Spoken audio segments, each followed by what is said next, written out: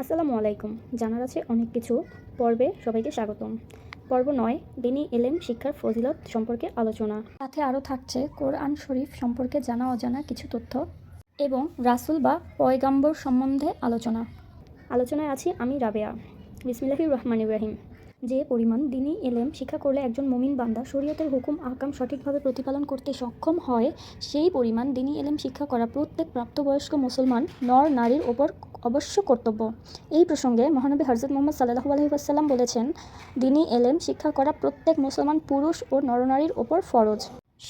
সন্তানাদিকে প্রয়োজনীয় দ্বীনি এলেম শিক্ষাদানের প্রতিটি মুসলমান নর নারী মাতা পিতার প্রথম থেকেই উদ্যোগ গ্রহণ করা একান্ত প্রয়োজন। কেননা বাল্য অবস্থায় ছেলেমেয়েদের মনে দ্বীনি এলেম শিক্ষার অনুপ্রেরণা ও আকর্ষণ গড়ে তুলতে পারলে ভবিষ্যতে তা অক্ষয়রূপে সমস্ত জীবন পরিব্যাপ্ত থাকে। পরবর্তী জীবনে তারা যে কোনো বিদ্যা শিক্ষা করুক না কেন কিংবা যে কোনো পেশা গ্রহণ করুক না কেন, এতে ধর্মীয় জীবনে কোনো প্রকার অনিষ্ট সাধিত হওয়ার আশঙ্কা থাকে না। কথাই বলে, বাল্যকালের বিদ্যাশিক্ষা মানুষের জীবনে পাথরে খোদিত চিত্রের মতো অক্ষয় হয়ে থাকে। হাদিস শরীফে আছে, মহানবী সাল্লাল্লাহু আলাইহি ওয়াসাল্লাম বলেছেন, আলেমে সম্প্রদায় নবী ও রাসূলগণের প্রকৃত উত্তরাধিকারী। হযরত আদম আলাইহিস সালাম থেকে হযরত মুহাম্মদ সাল্লাল্লাহু আলাইহি ওয়াসাল্লাম পর্যন্ত 1,24,000 মতান্তরে 2,24,000 নবী ও রাসূল আল্লাহ পাক পৃথিবীতে প্রেরণ করেছে। প্রত্যেক নবী ও রাসূল বিভিন্ন জ্ঞান বিজ্ঞান পৃথিবীতে শিক্ষা দিয়েছেন। জ্ঞান বিজ্ঞান, শিল্পকলা, কাব্য সাহিত্য, ভূগোল, খগোল, কৃষি, জ্যোতির্বিজ্ঞান, চিকিৎসা, নৌবিজ্ঞান, সমরাস্ত্র নির্মাণ, নগর গঠন, গৃহ নির্মাণ ইত্যাদি যতগুলো এলেম ও জ্ঞানের শাখা প্রশাখা বিশ্বে প্রচলিত রয়েছে, সবগুলি আল্লাহ রব্বুল আলামিনের নির্দেশক্রমে নবী ও রাসূলগণ শিক্ষা দিয়েছেন। যুগ যুগ ধরে আলেম ও প্রজ্ঞাশীল ব্যক্তিগণ এই সকল বিদ্যার উন্নয়ন ও সম্প্রসারণের জন্য চেষ্টা করে চলছেন। এই জন্যই আলেম সম্প্রদায় নবী ও রাসূলগণের প্রবর্তিত জ্ঞান বিজ্ঞান ও জীবন ব্যবস্থার উত্তরাধিকারী হবার গৌরব অর্জন করতে সক্ষম হয়েছেন। এতদ সম্পর্কে আল্লাহ পাক পবিত্র কোরআনে ঘোষণা করেছেন, প্রকৃতই আলেম বান্দাগণ আল্লাহ তাআলাকে যথার্থ ভয় করে থাকে।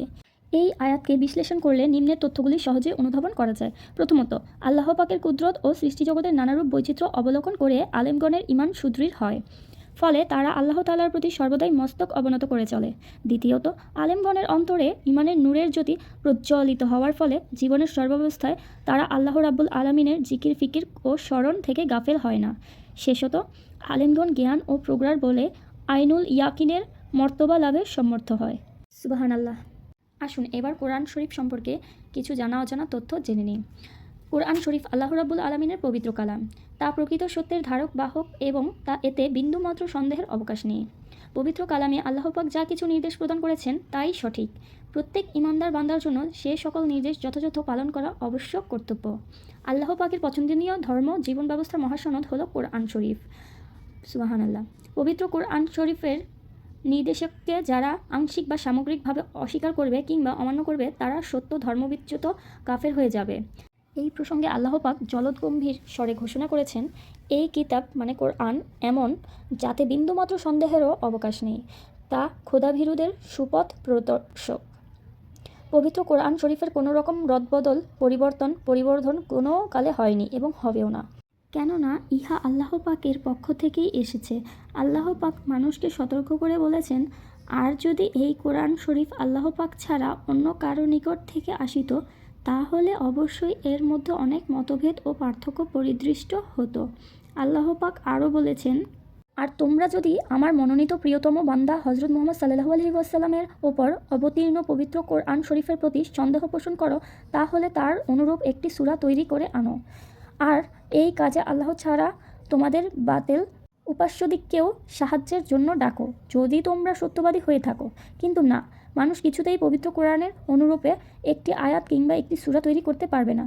আল্লাহ পাক উদাত্ত স্বরে ঘোষণা করেছেন, কোরআনের অনুরূপ কোনো আয়াত বা সূরা তৈরি করতে তোমরা কিছুতেই সমর্থ হবে না। আরব দেশের একজন বিখ্যাত কাফের কবি কোরআন শরীফের অনুরূপ বাক্য বিন্যাস করার জন্য বহুদিন যাবৎ চেষ্টা করেছিল, কিন্তু কিছুতেই সে সফল হতে পারেনি। পরিশেষে সে এই বলে পবিত্র কোরআনের যথার্থতাকে স্বীকার করেছিল যে, কোরআন শরীফ মানুষের বানানো কালাম নহে। কেননা যদি ইহা মানুষের বানানো কালাম হতো, তাহলে তার অনুরূপ আয়াত বা সূরা তৈরি করতে মানুষ সমর্থ হতো। যেহেতু ইহা আল্লাহর কালাম, সেহেতু এতে হস্তক্ষেপ করা কোনো মানুষেরই সাধ্য নাই। রাসূল বা পয়গম্বর সম্বন্ধে আলোচনা। যাহারা আল্লাহ পাকের নিকট হইতে কোনো কিতাব পাইয়াছেন ও তদনুযায়ী ধর্মপ্রচার করিয়াছেন, তাহাদিগকে রাসূল বলে। পয়গম্বরগণ আল্লাহ পাকের অতীব প্রিয় বান্দা। মানবজাতি যাহাতে শয়তানের প্রলোভনে পড়িয়া সৎ পথ ভুলিয়া না যায় ও পাপ কাজে লিপ্ত না হয়, তার জন্য তাহাদিগকে আল্লাহ পাকের আদেশ ও নিষেধসমূহ অবগত করাইতে আল্লাহ পাক যুগে যুগে অসংখ্য পয়গম্বর দুনিয়া প্রেরণ করেছেন। পয়গম্বরগণ সকলেই সম্পূর্ণ নিষ্পাপ এবং নির্দোষ ছিলেন। আল্লাহ পাক তাহার বান্দাদিগকে সৎপথ প্রদর্শনের জন্য একাদিক্রমে 1,24,000 বা 2,24,000 নবী রাসূল দুনিয়াতে প্রেরণ করেছেন। ইহাদের মধ্যে সর্বপ্রথম পয়গম্বর হজরত আদম আলাইহি ওয়াসাল্লাম এবং সর্বশেষ ও সর্বশ্রেষ্ঠ পয়গম্বর আমাদের প্রিয় নবী হজরত মুহাম্মদ সাল্লাল্লাহু আলাইহি ওয়াসাল্লাম। প্রিয় দর্শক, ভিডিওটি যদি ভালো লেগে থাকে অবশ্যই লাইক কমেন্ট করে শেয়ার করে সবাইকে দেখার সুযোগ করে দিন। আল্লাহ হাফেজ।